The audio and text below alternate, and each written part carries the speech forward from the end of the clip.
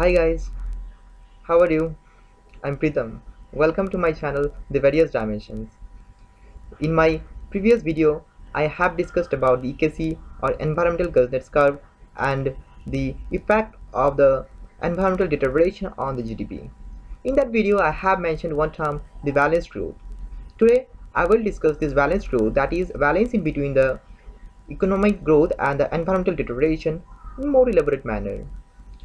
I will try to justify whole the issue in the light of the current examples and with a small presentation. I hope you will enjoy this video. So let us start.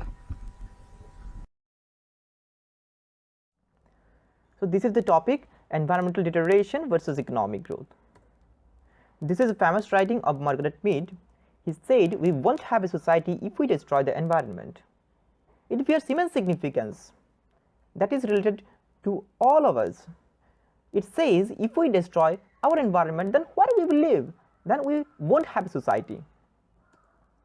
This is a picture that is showing that the direction of the movement of the environment and the economy is just opposite. These are the contents of today's discussion. I will start with few short definitions. After this, why it is important to establish a balanced relationship, then why environmentalism is prominent, a balanced growth is also essential, and after that, what are the reforms that are needed.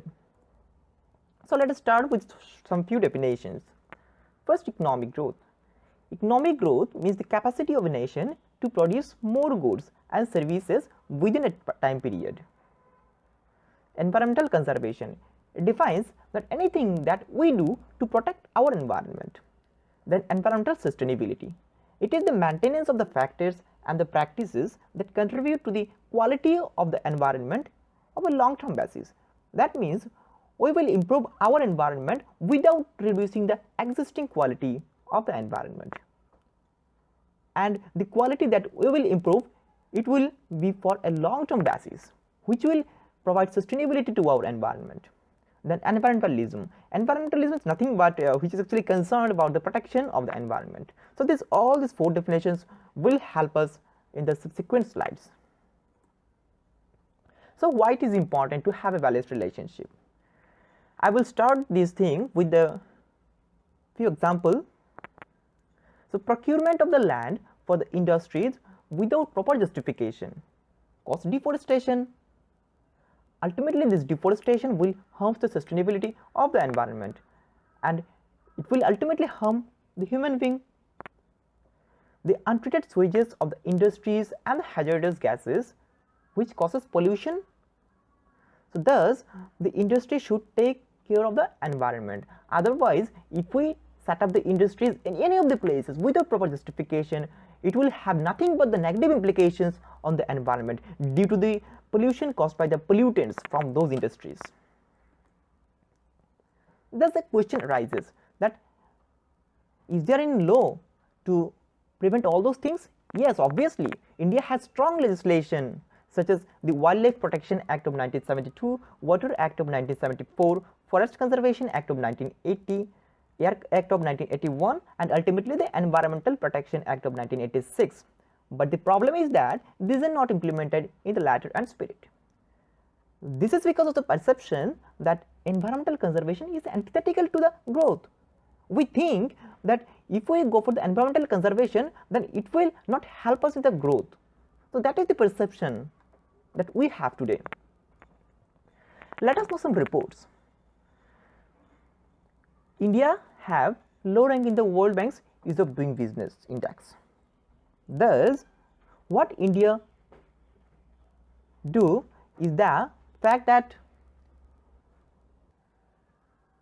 India have taken steps to speed up the regulatory approvals, especially those related to the environment and the forests. In the air quality, this survey ranked India 174 out of the 178. Government has also diluted the procedures for the application of the FCA, that is Forest Conservation Act, for exactly those areas where FCA applies most. Thus, the significance is that if we speeding up the regulatory approvals, what may happen?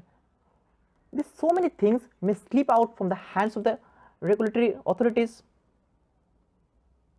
Thus, in this way, we are compromising with our environment. Today, we have strategy that pollute first and clean later. The reason for this situation is the idea that environmental quality comes only after the basic needs such as foods, housing or mat. But whatever, this pollution first and clean up later strategy is flawed for the following reasons. In the case of the global pollutants such as carbon dioxide, there is not enough evidence that its levels start falling after when it becomes richer. Let us take a great example. The US. US is one of the largest carbon emitter. Now today it is developed. It is one of the leading country. It has one of the leading incomes also. But still it has not reduced the emission of the carbon. The improvement in environmental quality after an income threshold may have more to do with the ability of developed nations to shift polluting industries to developing nations. I have said this matter in my previous video that when a country becomes developed, they just shift their lower quality industries in the developing countries. Thus ultimately they are not reducing the pollutions, because today we are connected globally. We have to maintain a global environment.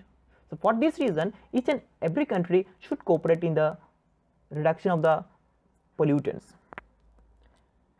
In this context, I want to take the example, the withdrawal of the Donald Trump from the Paris Climate Agreement. Donald Trump has withdrawn itself from the Paris Climate Agreement, saying that it will harm their country because they have the strategy that America first. It will harm their America first strategy because they want the development of the America in any way. So ultimately if they take these steps, what will happen? Because so many industries are there in the Americas, they have to stop those industries, and thus the workers in those industries, what they will go? They will be suffered. So whatever occurs, Donald Trump is strict in his word that I will make my America first, whatever comes in front of me. Now in the next video I will discuss about the Paris Climate Agreement. So let us shift to today's video again. Why environmentalism is becoming prominent? In India post 1991, the pressure on the environment increased with the development. It is becoming a real issue affecting people's daily lives, health and livelihoods. For example, pollution of the Ganga, where the effluent and the sewage treatment capacity cannot treat even half the pollutants pumped into the river every day. It is very strange that in the Ganga the sewage treatment capacity is 4000 mld only, whereas the amount of the sewage that is pumped in every day in Ganga, that is 12,000 mld. Now just imagine what are the steps that we need to take to come out in a solution. Obviously we need more higher efficient treatment capacity to come out from this problem. Then at the global stage, organized environmental advocacy has taken off, such as the Rio Convention of the 1992, the Kyoto Protocol of 1997, and ultimately now the Paris Climate Agreement, and the annual climate change summits have meant that environment has obtained a prominent global profile. In India, NGOs have effectively used the PILs and the RTIs as instruments of the actions for the conservations.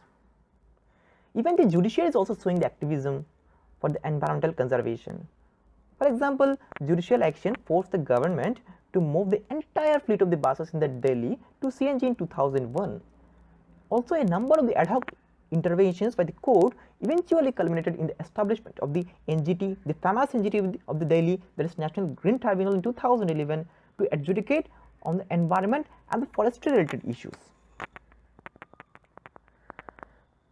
Now this is a picture that shows that balanced growth is essential.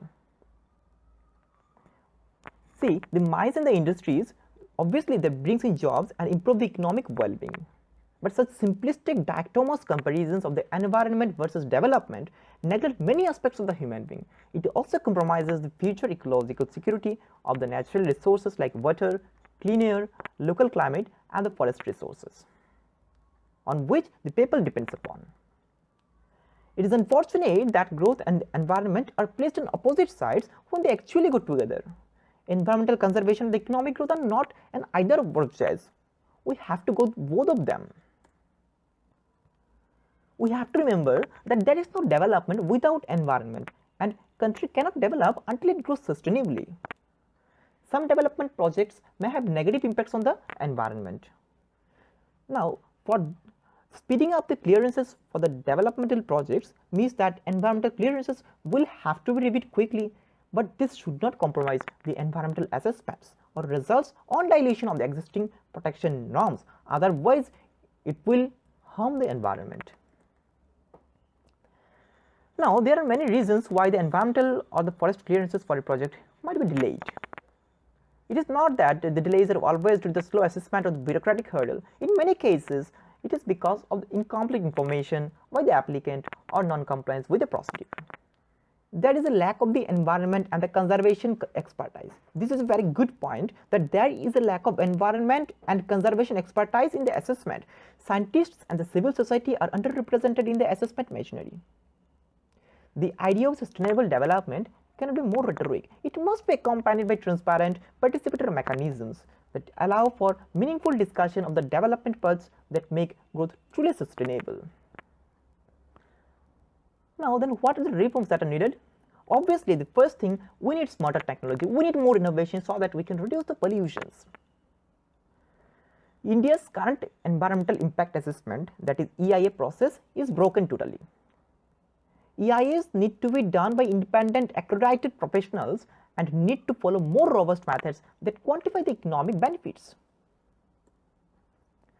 We also need to strengthen the participatory processes such as public hearings in the environmental and the forest clearance process.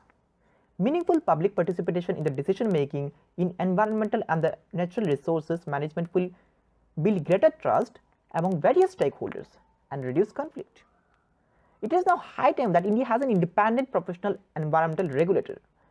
It should be a permanent professional body with adequate teeth and specialist expertise to appraise projects and the monetary compliances. This is a report that shows that how many countries agree with the opinion that protect the environment even if economic growth slows. This report clearly shows that maximum of the countries, the amount of the,